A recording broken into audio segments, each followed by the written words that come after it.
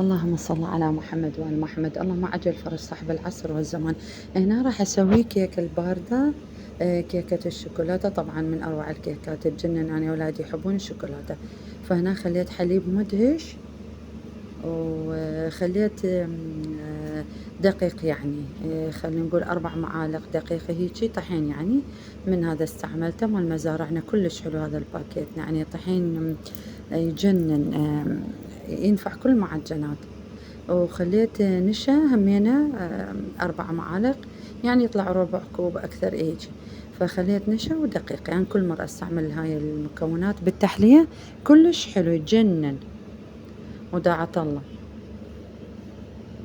وخليت سكر، ربع كوب سكر يمكن هيجي، يعني التحلية حسب، أنا يحبوا أولادي حلو يعني، الجهل يحبون حلو دائما.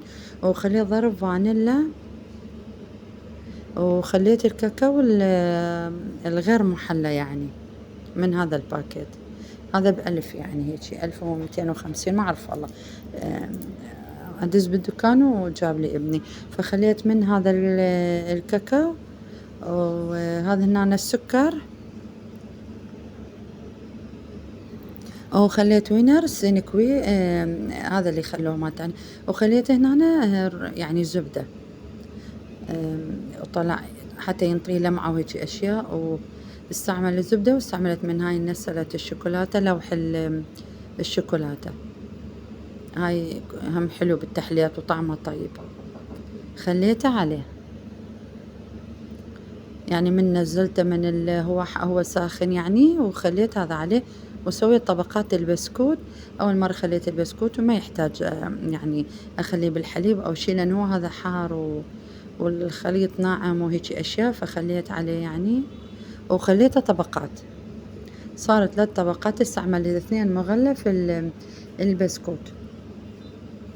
اللي يشوف قناتي أول مرة يحب يتابعي، فعل جرس الاشتراك على اليوتيوب أقصد، مو على التيك توك. وكملته وخليت فوقه النستلة، هم هاي النستلة. وخليت السنكوي كمينة الوينار. وهنا شويت بالطاوة الحراري، سويت الدجاج الشوي تحت، الله طلع طعمه كلش طيب يجنن. استعملت البابريكا والكاري والملح. هنا سويت الفاصوليا الأخضر. أول شي غسلته، وبعدين غسلته بالماء المعقم يعني، مو تانكي وهيجي أشياء. خليت الملح والخل الأبيض على مود يقتل البكتيريا، واستعملت هذا المعجون. شوحت البصل، وهنا خليت دبس الرمان عليه، وشوحته على الطاولة الحراري. وخليت جوا تحته يعني ورق الزبدة. طلعت عبالك طعم الشوي، أنا تعجبوا بي أولادي أمانة الله. وناس عملت رز الجوكر، أكيد ما استغنى عنه. خليت الزبد، وخليت الشعرية، وخليت قياس المي يعني، هيجي أطبخها مرة هيجي مرة يعني. وخليت الماي الفار، خليت الرز يعني المغسول ومنقوع وهيجي أشياء. وخليت الملح، طلع يعني طبعا شنو أقول، يتجنن، عالمي خرافي أمانة الله. رز الجوكر كلش حلو. سويت هاي السلطة، أولادي يحبوه. مشاهدة ممتعة، تحياتي لكم، حياتي باي.